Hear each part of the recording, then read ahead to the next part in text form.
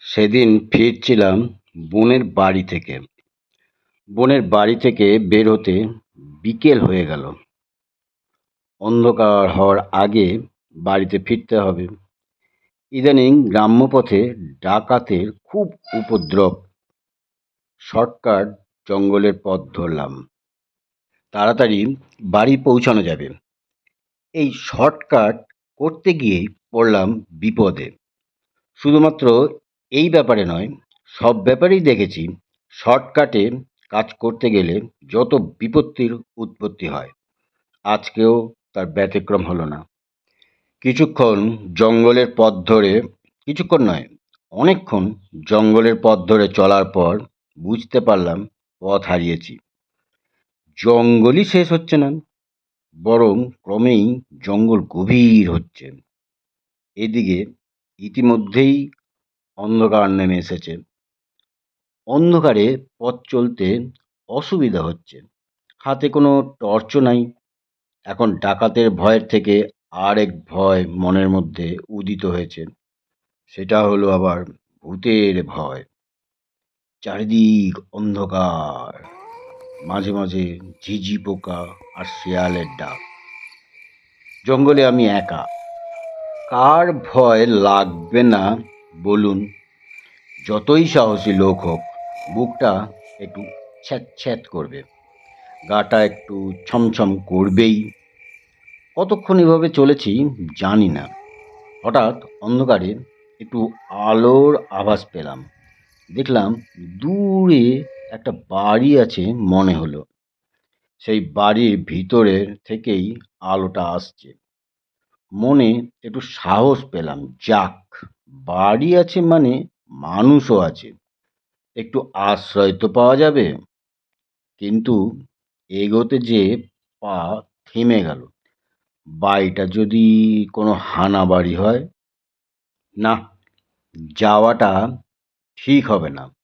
ঠিক এমন সময় বাড়ির দিক থেকে একটা ডাক শুনতে পেলাম, ঠিক নিশির ডাকের মতন।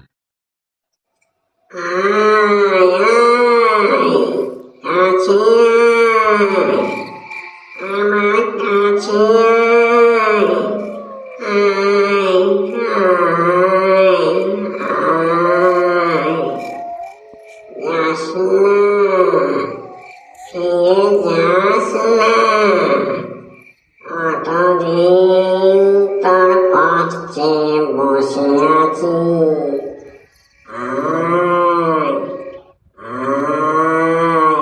আমার কাছে আয়। আমি মুহূর্তের মধ্যে সম্মোহিত হয়ে গেলাম। এক অদ্ভুত আকর্ষণ অনুভব করলাম। আমি কিছুতেই সেই ডাকটা উপেক্ষা করতে পারলাম না। একটু একটু করে সেই বাড়ির দিকে এগোতে থাকলাম। মনে শঙ্কা, হৃদয়ে উৎকণ্ঠা। আস্তে আস্তে বাড়ির সদর দরজার কাছে চলে এলাম। দেখলাম অনেক পুরনো আমলের ব্রিটিশ প্যাটার্নের বাড়িটি। হঠাৎ ঘরের ভেতর থেকে এক বৃদ্ধার কণ্ঠস্বর। কিরে অভিক, এলি?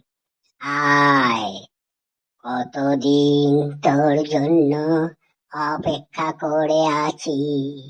এতদিনে তোর আমার কাছে আসার সময় হলো। এই বুড়ির কথা এতদিনে মনে পড়লো। আমি এতক্ষণে ঘরের মধ্যে প্রবেশ করেছি। দেখলাম এক বৃদ্ধা সাদা থান পরে ঘরের মধ্যে বসে আছে। ঘরে একটি মোমবাতি জ্বলছে। অদ্ভুত একটা মায়াবী পরিবেশ। বৃদ্ধা আমাকে দেখে খুব খুশি হলো। এদিকে আমি ভাবছি অন্য কথা।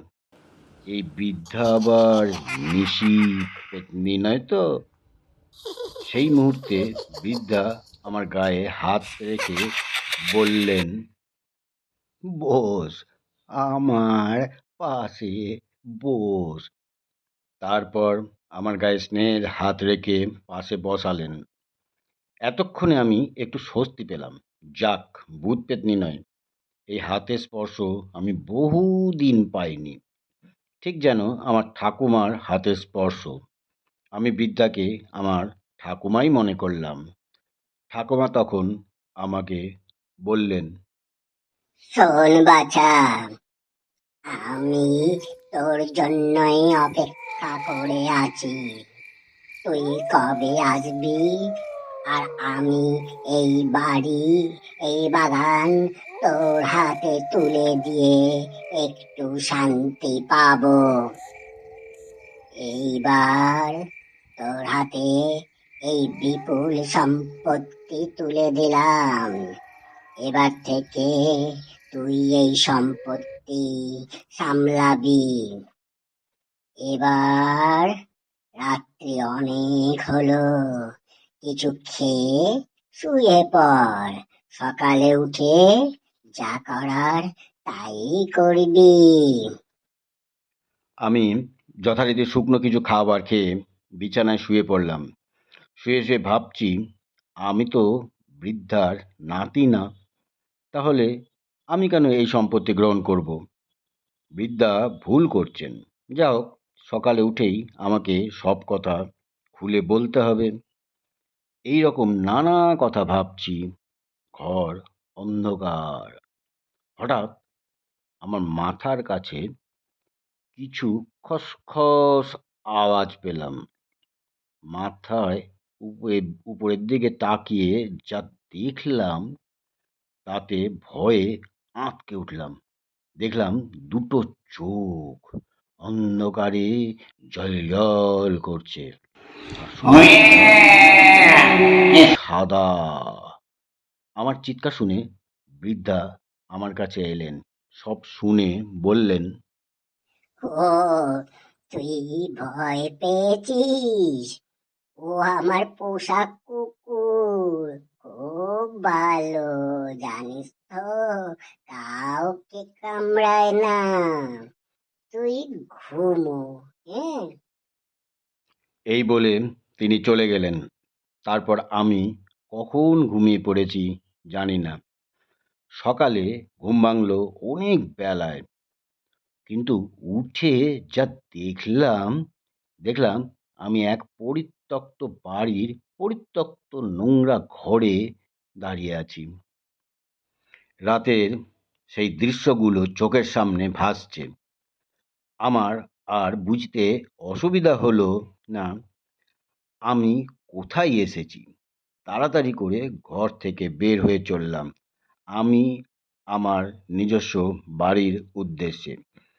চলতে চলতে ভাবতে থাকলাম, শর্টকাট আর না,